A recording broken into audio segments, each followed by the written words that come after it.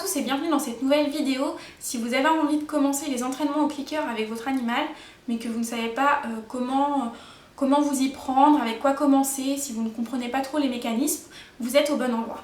Si vous avez aussi l'habitude d'utiliser le clicker mais que vous n'avez jamais utilisé la méthode du Shapping et que vous voulez commencer, vous êtes aussi au bon endroit, puisque dans cette vidéo, je vais un peu vous expliquer un exercice très simple à faire avec votre animal pour commencer le clicker training au Shapping. Il va être à la fois simple pour votre animal et pour vous, comme ça vous allez tous les deux commencer dans de bonnes conditions pour pouvoir y arriver et pour pouvoir vous motiver par la suite.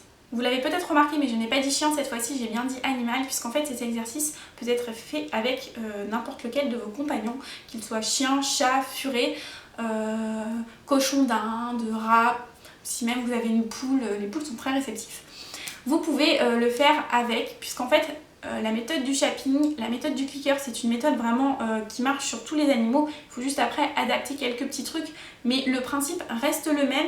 Donc quand vous me demandez comment je fais avec ma furette ou quoi, et ben en fait je procède exactement de la même façon qu'avec Snow, et je vais vous montrer aujourd'hui, puisque ça va être Nashka qui va illustrer la vidéo tout à l'heure. Tout d'abord, il faut vraiment préparer votre séance, savoir ce que vous allez faire, où vous voulez en venir, comment vous allez procéder. Plus ce sera clair dans votre tête, plus ce sera facile de communiquer en fait avec votre animal, de lui dire ce que vous attendez de lui grâce au clicker. Du coup, pour faire une séance de clicker, vous avez besoin d'un petit peu de matériel, mais de pas grand chose.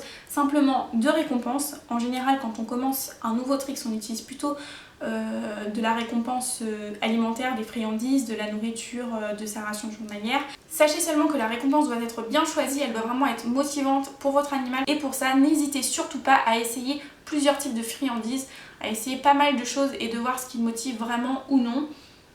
Voilà, tout simplement. Pour cet exercice, uniquement pour cet exercice, si vous faites un autre exercice, vous n'en aurez pas forcément besoin, mais pour celui-ci, vous allez avoir besoin d'un support sur lequel votre animal puisse tenir debout aisément.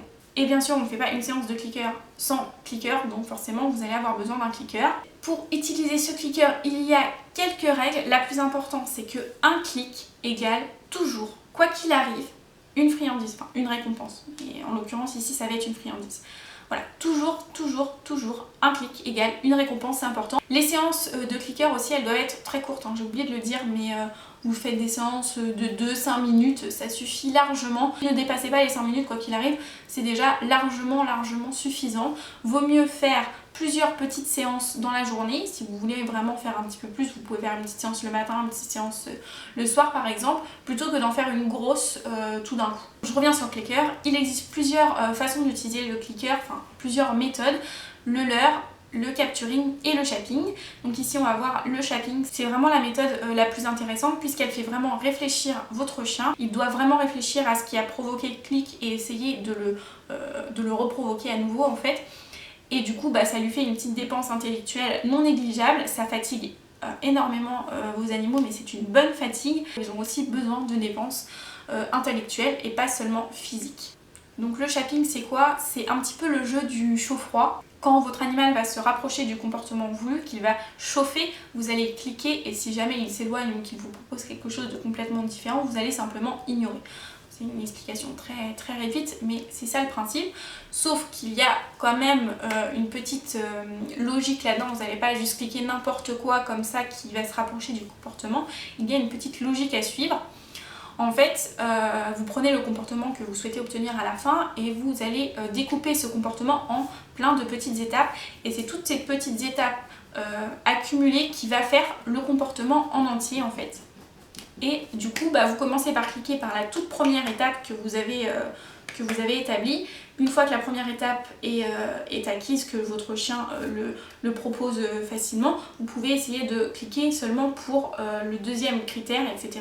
jusqu'à augmenter, jusqu'à obtenir le comportement voulu.